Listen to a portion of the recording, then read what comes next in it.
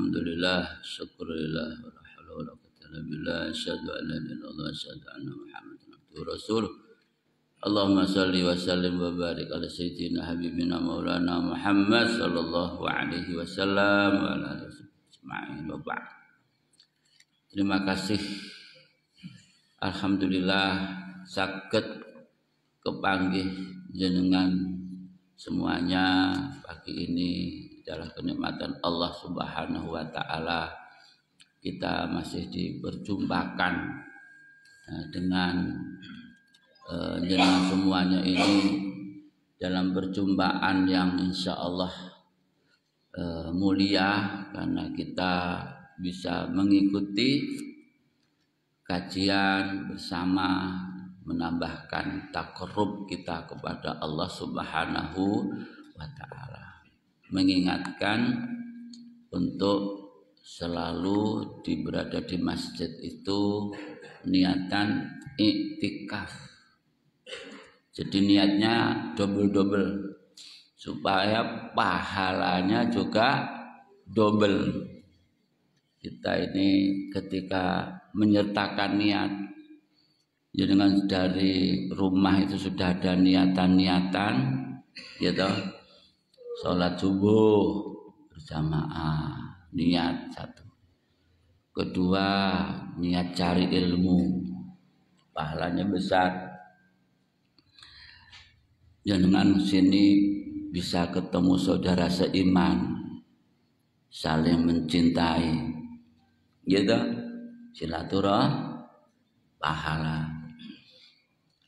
Ditambah lagi, alhamdulillah bisa iktikaf.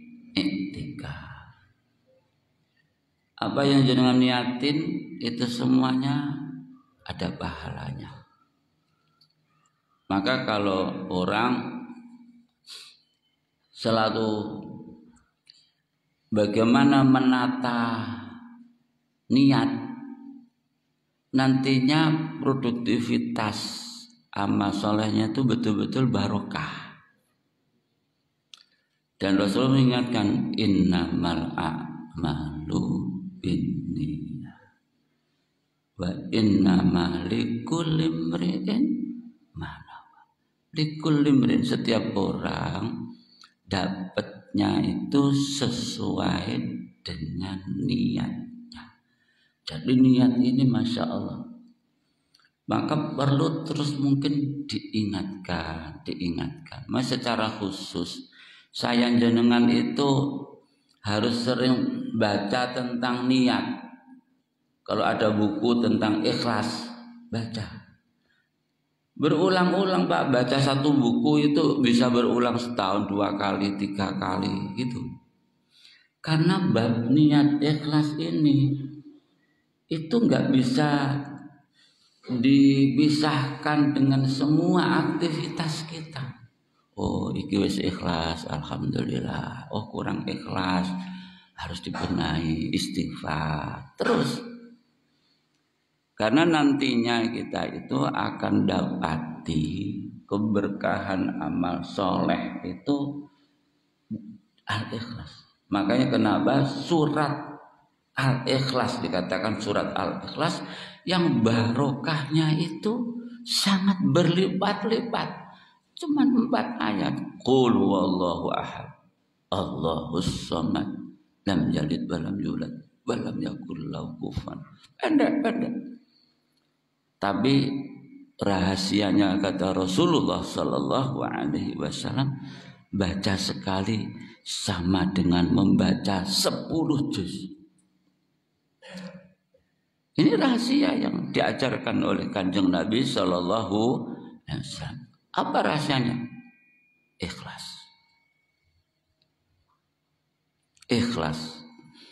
Nah, dinamakan surat ikhlas ini karena di situ.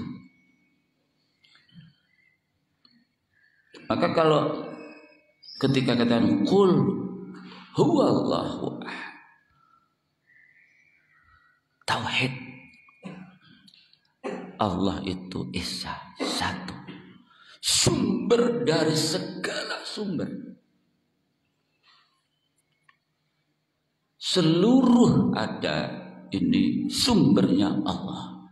Seluruhnya hanya menuju kepada Allah. Seluruh yang kita dapati di alam ini semuanya tasbih kepada Allah.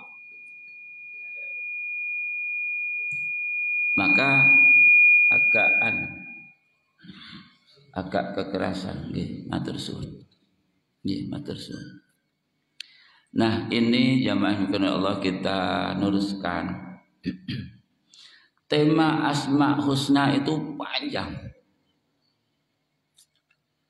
Bahkan kalau satu persatu dari 99 ini kita kupas, satu nama dalam satu majelis itu pun juga belum tentu tuntas. Allah. Ya berarti kan membutuhkan 99 tatap muka. Panjang sekali. Ini buku kecil ini. Ini penjelasannya sedikit sekali, khusus Asma Husna. Saya berikan kunci-kunci saja dulu pertama. Dari kunci-kunci ini jenengan kemudian bisa memahami dengan benar. Karena orang itu makrifahnya kepada Allah itu ya Asma Husna. Kenal Allah itu melalui nama-namanya. Maka sedikit saya berikan tips-tips tentang apa Asma Husna. Jadi Allah Subhanahu wa taala punya asma. Asma itu jamak dari isim. Isim itu artinya nama. Allah punya nama. Dan Allah punya sifat. Makanya asma wa sifat.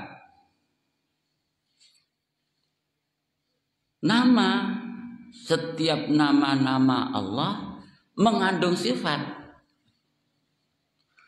Setiap nama Allah mengandung sifat. Nah, tetapi tidak semua sifat Allah itu kemudian menjadi nama. Jadi sifat Allah lebih luas. Sifat Allah lebih banyak. Kalau Rasulullah Shallallahu Alaihi Wasallam menyebutkan 99 menjadi ayat Al-Quran, walillahil asmaul husna fad'uhu biha. Rasul mengatakan lillahi tis'un wa tis'una isman mi'ah illa wahid man ahsaha dakhalal jannah. Rasulullah SAW menyebutkan itu. Allah itu punya 99 nama. Berapa? 90? Jadi terkenal banyak sekali tulisan 99 nama-nama Allah. Nah, ternyata apakah nama Allah itu hanya 99? Rasul mengatakan mi'ah ila wahid, 100 kecuali satu, ya 99. Maka ketika Rasulullah menyebutkan batis'in 99, tidak berhenti di situ. 100 kurang 1. Supaya tidak dipahami itu hanya bilangan banyaknya. Karena memang secara definitif, artinya secara definitif itu secara apa? Sebutan itu memang yang diajarkan kepada kita itu ya 99 itu. Tapi di balik 99 itu ada nama-nama yang kita tidak tahu. Makanya Rasulullah Shallallahu Alaihi Wasallam mengajari doa, Allahumma inni abduk wa ibnu abdik wa ibnu amatik nasiyati biyadik madin fiyya hukmuk adlun fiyya qada'uk as'aluka bikulli ismin sammaita bihi nafsuk au 'allamtahu awista'sartahu fi ilmil ghaibi indak. Maksudnya apa? Setelah kita sebut, ya Allah saya ini hambamu. Nasihati biyatik. Nasibku di tanganmu ya Allah.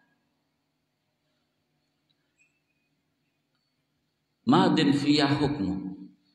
Seluruh daripada qada sudah engkau tetapkan terhadap diriku. Adlun fiyah hukmu. Adil engkau ya Allah memberikan pada saya keputusan-keputusan tentang diriku.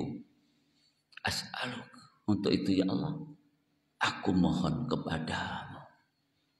Jadi setelah menyatakan diri sebagai hamba, aku adalah ciptaanmu, semuanya disebutkan itu. Terus kemudian menyebutkan tentang bagaimana Allah Subhanahu wa ta'ala menggambarkan tentang kekuasaannya yang mutlak. Baru mengatakan as'aluka bikulli ismin. Ya Allah aku mohon dengan wasilah ismin, nama-nama. Nama-namamu ya Allah yang telah engkau sebutkan oleh dirimu sendiri. 99 disebutkan. Au alam tahu ahadan min khalqiq, atau nama yang engkau ajarkan kepada seorang hamba yang engkau kasihi. Au ista'sartahu fi ilmil ghaibi indak. Aku juga memohon ya Allah, pohon ini, permintaan ini dengan nama yang engkau rahasiakan dalam ilmu gaibmu ya Allah. Anta ja'alal Qur'an rabi'a sudurina wa dhahaba, macam seterusnya. Itu bagaimana Rasulullah sallallahu alaihi wasallam mengajari doa tawasul dengan nama-nama Allah. Ketika Rasulullah menyebutkan dengan namamu yang nama itu engkau ajarkan hanya kepada seseorang kekasihmu, atau nama yang engkau sembunyikan untuk dirimu, maka para ulama menyebutkan bahwa nama Allah itu bukan hanya 99. Karena Rasulullah mengingatkan membaca doa yang mengajari tentang nama Allah yang sangat banyak. Apa bedanya nama dan sifat? Saya tanya jenengan, Ar-Rahman, Ar-Rahim, nama atau sifat?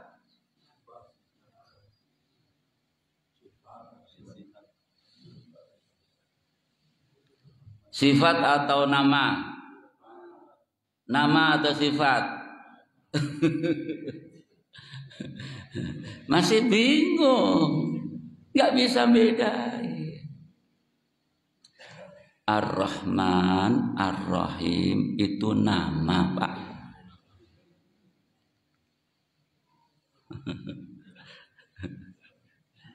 Itu kalau dengan namanya itu bahasa Arabnya ismu fa'il.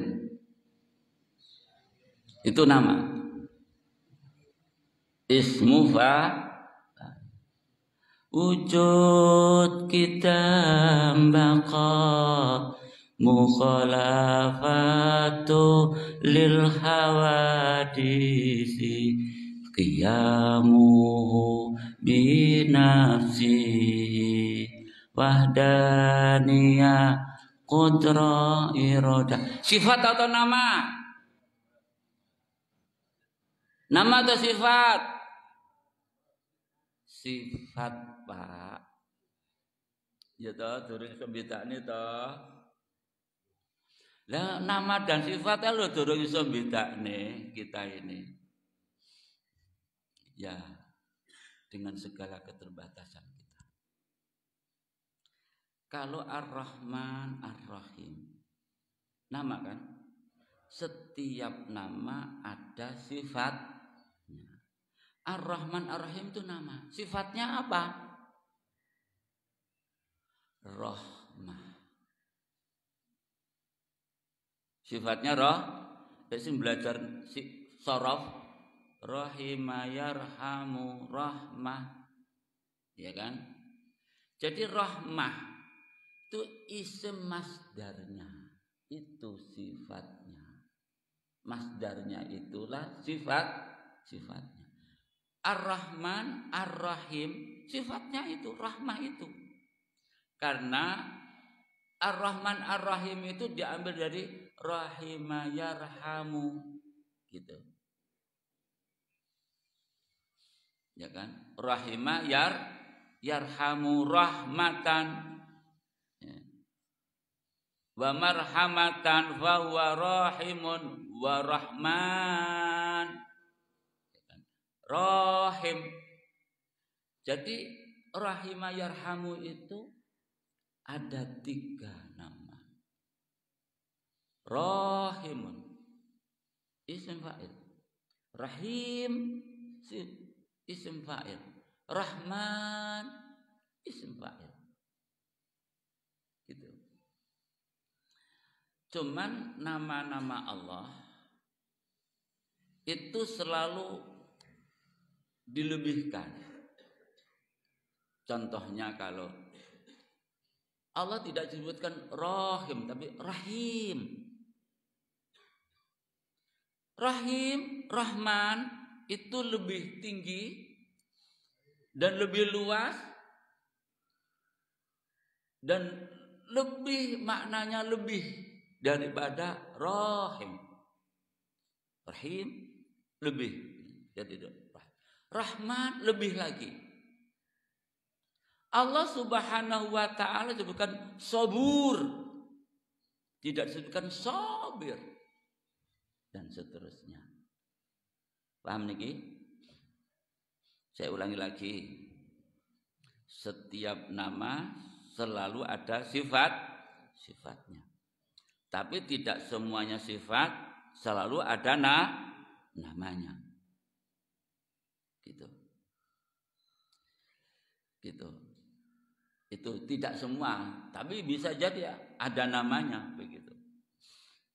Kedua, bahwa dengan pernyataan itu sifat Allah lebih luas daripada nama Allah Subhanahu wa taala.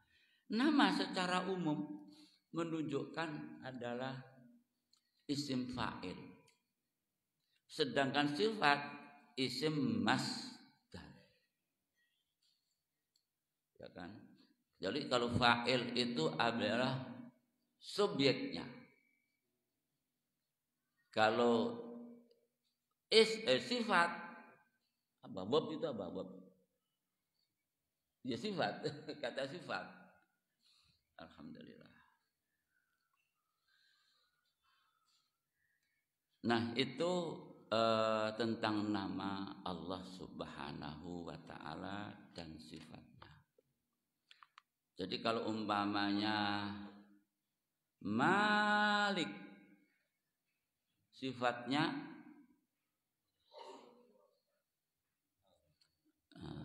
bahasa Arabnya Pak Malik.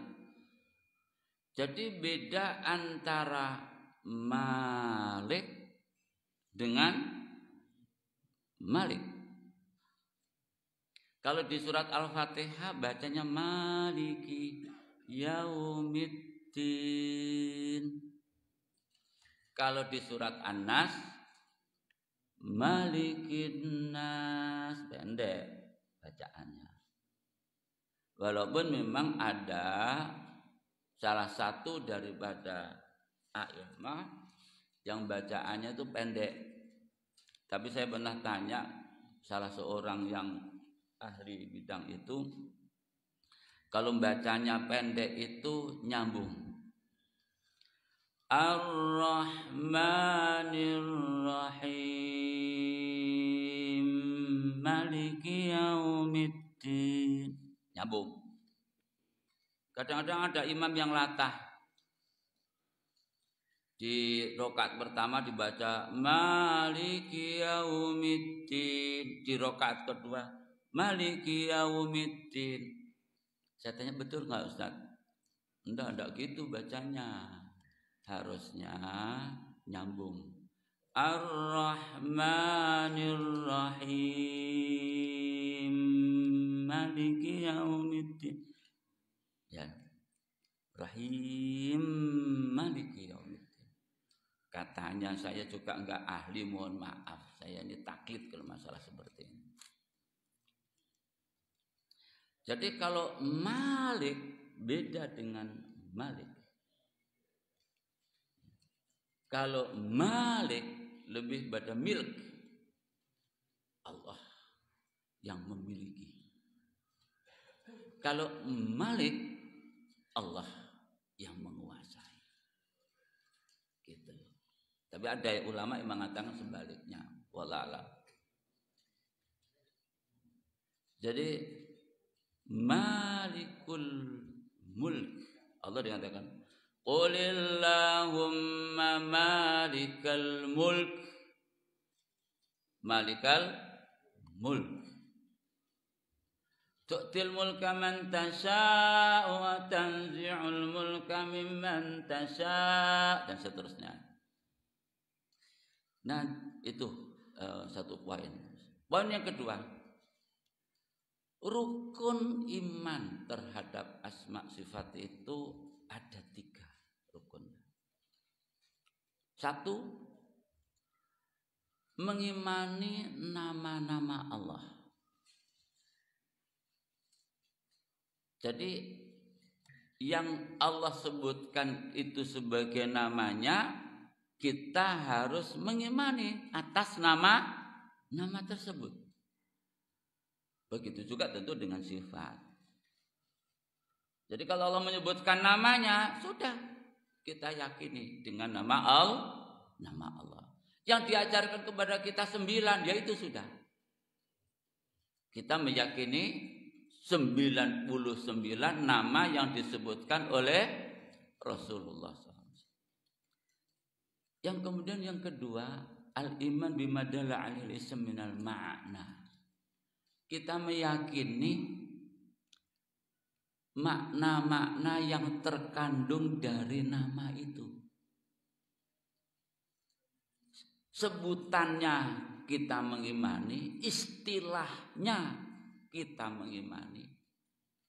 Dan enggak boleh kita ini berkreasi menyebut nama Allah dengan istilah yang kita buat. Enggak boleh. Enggak boleh itu. Nanti kita jelaskan berikutnya. Tentang bahwa nama Allah itu tauqifiyah. Baku. Enggak boleh kita menyebutkan nama-nama Allah yang itu bukan nama Allah. Jadi kalau umpamanya ada orang baca nama-nama Allah, ya kan? Ya Hayyun ya Qayyum ya Latif ya Latif. Umpamanya terus kemudian ada nama yang enggak kita dengar 99. Itu bukan nama Allah yang disebutin itu, disisipkan. Itu nama jin. Atau nama setan. Karena orang kadang-kadang menyebut-nyebut nama-nama Allah, terus ada nama yang lain yang selain itu, berarti dia mintanya bukan hanya kepada Allah, nama kepada orang lain. Makanya kalau ada orang meruqyah kok pakai kumat kamit, sing kumat kamit itu wacana Pak, sing keras. Nanti jangan-jangan minta kepada jin gitu. Makanya kalau ada peruqyah, Pak tolong bacaannya dikeraskan. Pak salah itu Pak, kita ingatkan. Jangan sampai kita diruqyah oleh orang yang bacanya itu enggak benar. Karena itu bagian daripada apa? Baca Fatihah enggak benar. Saya itu berarti dia itu mintanya bukan kepada Allah. Bisa jadi syarat daripada dukun diantaranya itu. Jadi kita mengimani terhadap apa yang terkandung dari makna sebutan nama Allah itu. Yang ketiga, iman bima yatul bihi minal azal. Mengimani konsekuensi daripada nama-nama yang terkandung dari makna isim. Saya ulangi. Kalau yang pertama kali kita mengimani sebutannya, Allah disebut sebagai apa? Itu sebagai nama Allah yang 99 itu. Yang kedua, maknanya juga kita mengimani dari makna yang terkandung di situ. Biasanya kita bisa lacak makna itu dari Al-Quran. Seperti kata-kata latif, lembut katanya beliau. Masih gram yang lembut itu, Pak. Tapi kalau kita sebutkan, kita cari, kita lacak di dalam Al-Quran, sebutan latif itu maknanya apa saja? Ternyata dua makna. Sering sekali mengatakan latifun khabir. Itu artinya latif, Allah itu mampu mendeteksi apapun yang paling kecil. Kalau Allah lembut, masa Allah ku lembut? Allah maha besar. Makanya Pak Han kemarin tanya, apa Ustaz awal bala akhir? Nanti kita jelaskan di Pak Han, khusus untuk pertanyaan Pak Han nanti kita jelaskan. Latif itu ya lembut. Lembut itu artinya maksudnya Allah mendeteksi sesuatu yang sangat lembut. Tetapi di ayat yang lainnya Allah mengatakan Allahu latifum bi'ibadihi yarzuqu man yasha. Latif bi'ibadihi artinya apa? Allah maha lembut, maksudnya Allah maha sayang. Latif, penyayang. Maka ketika jenengan wiritan ya latif, ya latif, ya latif, ya latif, ya latif, ya Allah yang maha lembut, selalu memberikan kelembutan kepada kami, ya Allah yang maha pendeteksi segala sesuatu, ya latif, ya latif, ya latif. Semuanya ini atas kontrolmu ya Allah, ya latif, ya latif. Kau tahu yang ada dalam lubuk hatiku ya Allah, ya latif, ya latif, ya latif. Jadi itu yang menjadikan kita muraqabah kepada Allah. Ini contoh.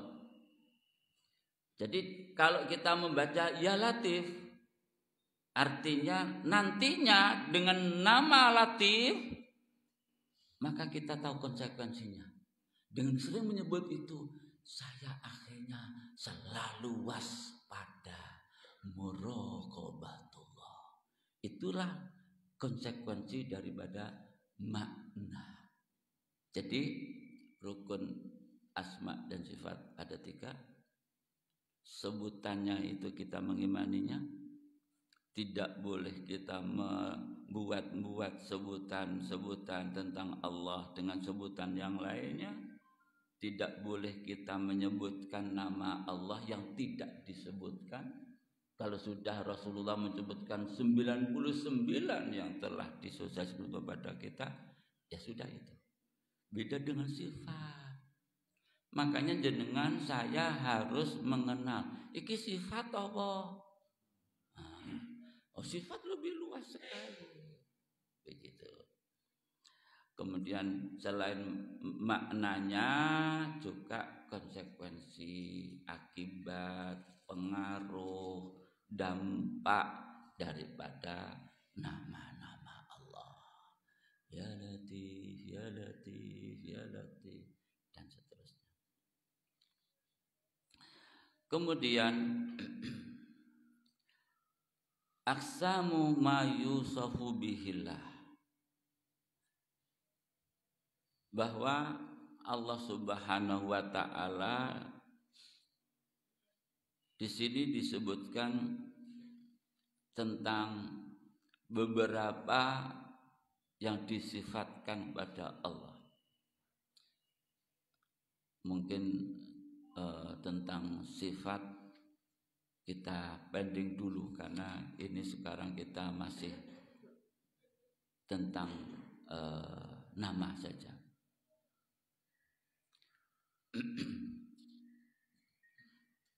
Nama-nama Allah kulluha husna. Yakin seluruh nama Allah itu selalu baik. Selalu baik itu artinya apa? Bahwa seluruh nama-nama Allah itu selalu positif. Selalu positif. Ada nama Allah Subhanahu wa taala yang memang tidak layak untuk seseorang. Seperti Allah sebutkan Al-Mutakabbir. Orang enggak boleh dinamakan mutakabbir. Sombong. Tapi mutakabburnya Allah beda dengan takabburnya manusia. Maka semua nama Allah husna. Baik, elegan, positif. Dan tentu semuanya karena itu baik, maka semuanya itu adalah kamil, sempurna. Kesempurnaannya tiada tara. Dan makanya kenapa kita percaya itu, sehingga kita selalu memujinya. Alhamdulillahi Rabbil Alamin. Kita selalu memuji Allah karena kita kenal terhadap kesempurnaan, kemutlakan atas nama-nama Allah Subhanahu wa taala. Dan semuanya nama Allah itu mustaqqah min awsafiha. Selalu diambil dari sifat-sifatnya.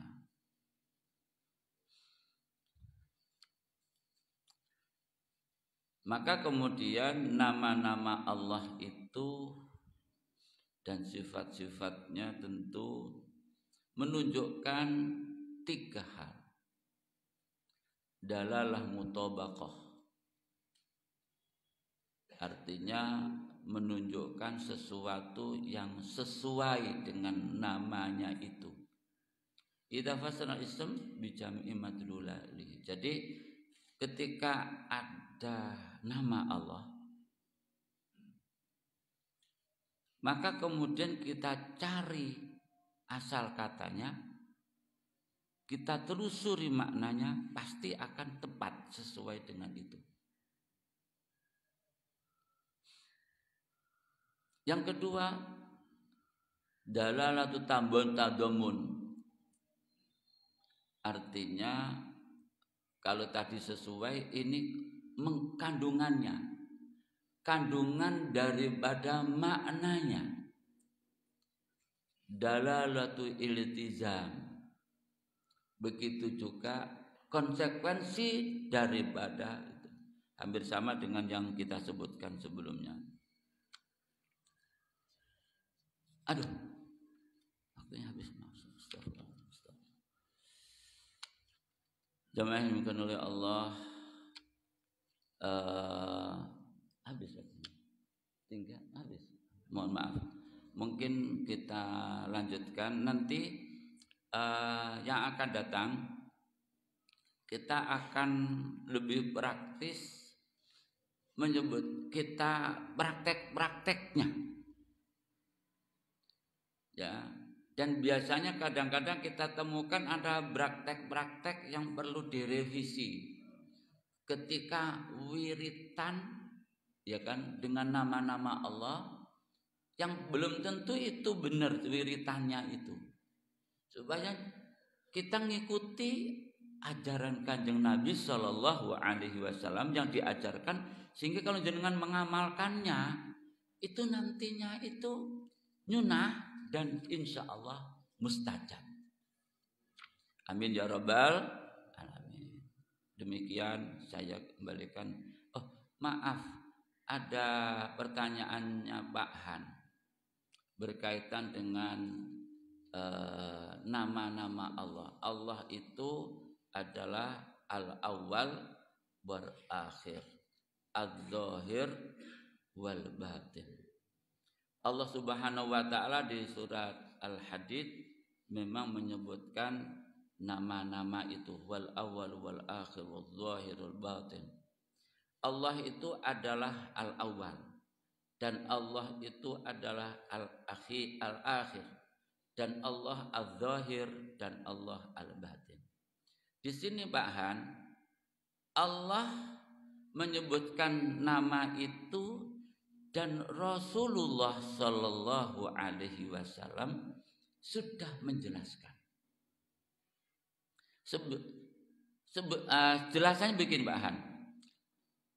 Rasulullah Sallallahu Alaihi Wasallam menjelaskannya dengan berdoa. Allahumma antal awwal falaisa qablaka syai'. Ini tafsirnya. Ya Allah, engkaulah awal. Tidak ada sesuatu pun yang ada sebelumnya. Jadi Allah itu keberadaannya ya kan tidak bisa dideteksi oleh akal kita. Awake dhewe Pak Han selalu berpikir itu masih tergantung pada waktu, pada ruang kita. Jadi dibatasi nih otak kita, pikiran kita itu dibatasi. Allah Subhanahu wa taala yang menciptakan waktu.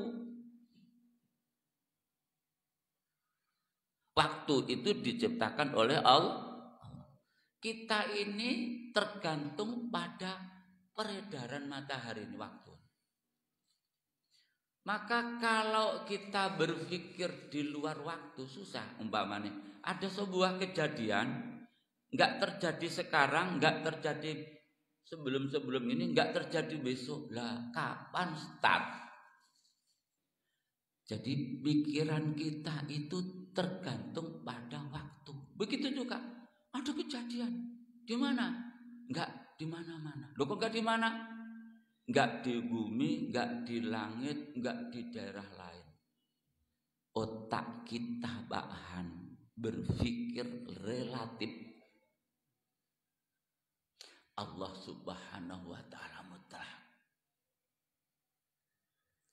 Allah huwal awal, artinya tidak ada sesuatu yang mendahului Allah Subhanahu wa ta'ala. Wal akhir falaisa ba'daka syai'. Tidak ada setelahmu itu ada sesuatu pun. Kullu man 'alaiha fan wa yabqa wajhu rabbika dzul jalali wal ikram. Itu tafsirnya. Semuanya yang di bumi, di langit, semua yang di alam ini fana, ada batasannya. Wa yabqa wajhu rabbika dzul jalali, yang selalu eksis hanya Allah. Wal awal wal, paham nggih Pak Han? Alhamdulillah. Monggo.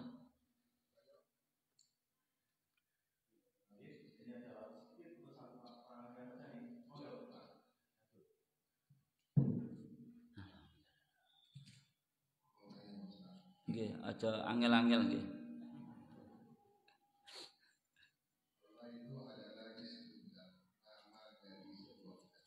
Apa? Oh nggih, ismu dzat nggih.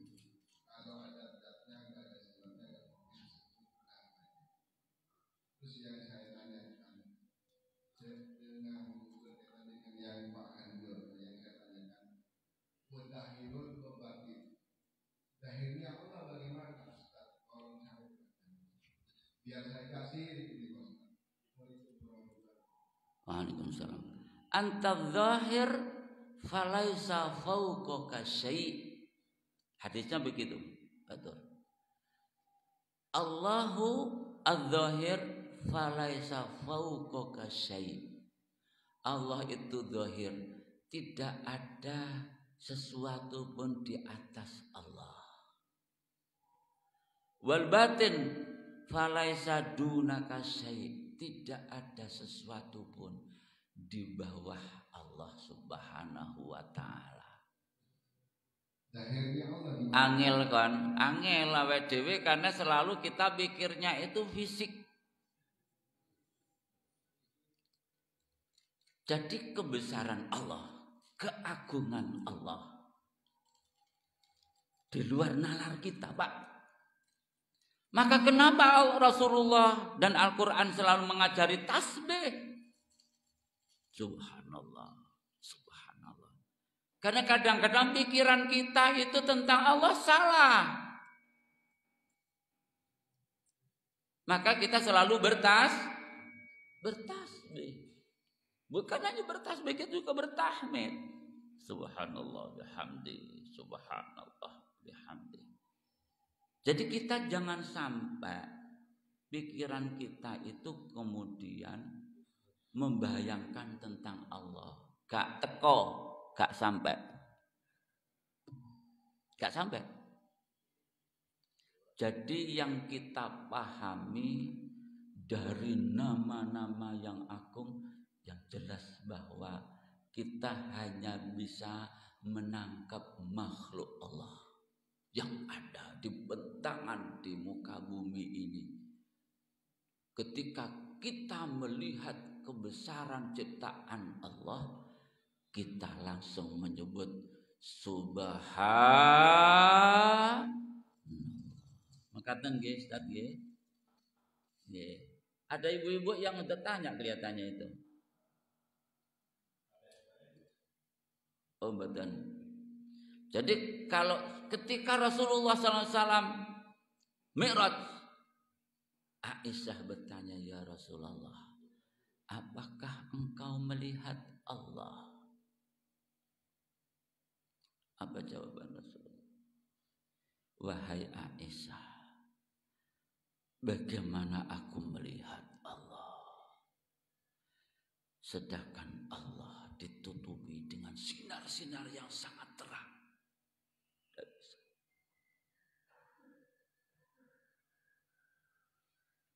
Makanya ketika Musa alaihi salam minta